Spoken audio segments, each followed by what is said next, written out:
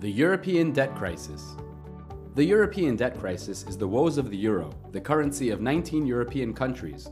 Over the past 4 years, a few of the countries in the eurozone were close to bankruptcy, with Greece being at the forefront.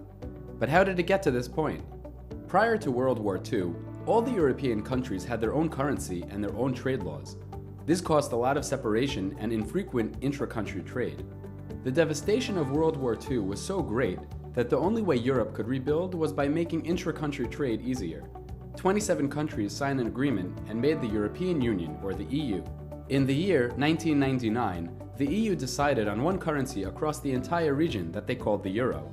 They also agreed on the same monetary policies made by the same source, the European Central Bank, or the ECB.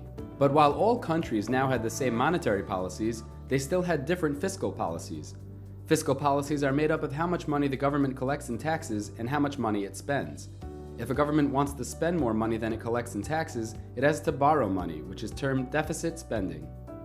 Now that Greece was part of the EU, it was able to borrow a lot of money from larger countries in order to hire more government workers, pay more in pensions, and allow people to retire earlier. In other parts of the EU, debt was created from a housing bubble, much like what happened in the US.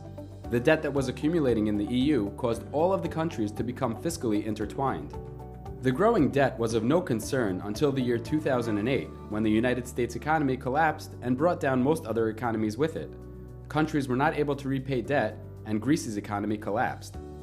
This also became a problem for most EU countries except for Germany, and that's exactly where the rest of the EU looked to for help. Germany agreed to help as long as the debtor countries would accept to change their laws, known as austerity, and would agree to less benefits and a higher retirement age for citizens. Most countries were okay with this, except for Greece. To make matters more difficult, an extremely left-wing government was voted into office, which still say that they will not accept austerity measures. And even if Greece would accept these measures for the short term, there would be no laws in place to ensure that this problem would not happen again. Which brings us to today. In order to receive help from the EU, Greece and the rest of EU countries must accept fiscal responsibilities and put a set of rules in place that will ensure the situation they're currently in will not happen again.